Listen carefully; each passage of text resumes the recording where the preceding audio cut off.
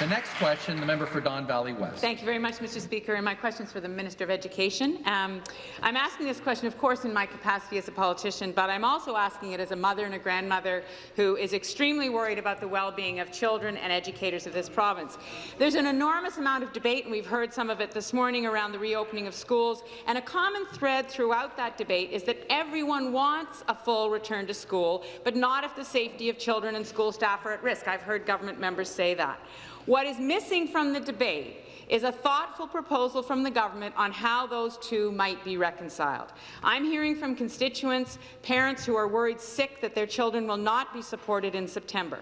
Mr. Speaker, if the government were willing to invest the necessary money in helping boards find community space, develop outdoor classroom space, hire additional staff to keep class sizes low, invest in the protective cleaning measures necessary, children could return to school safely full-time in September with smaller class groupings. It would not be easy. Question. I understand that, but it is possible with adequate funding. I ask the minister to explain to the children of Ontario why they are not worth that investment. Minister of Education to reply. Well, thank you, Speaker, and thank you to the member opposite for the question. The students of this province are worth investing, Speaker. $730 million more to do just that, to ensure that students in September, when they return, can do so with confidence that it is safe. There is more funding for PPE, more funding for cleaning, more funding for custodial staff, more funding for more specialized teachers in areas of math, mental health, and special education.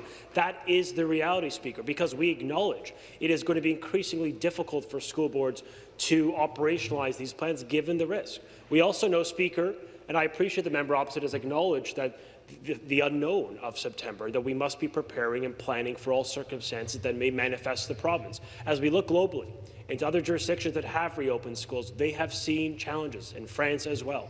And so the lesson learned is to be prepared for three circumstances. Indeed, daily conventional delivery is our preference. The investments will be in place, the training will be in place, and of course, the continued support for all school boards will remain in place to ensure they can be safe in September.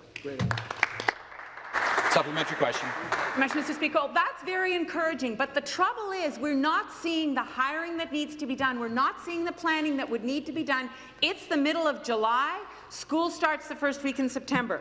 Mr. Speaker, we started raising these issues in May. It's now the middle of July, and in the intervening weeks, there's a lot that could have been done to ensure a safe return to school. The implications of not getting the reopening of school right are different for different children. Children who were struggling before will struggle more now.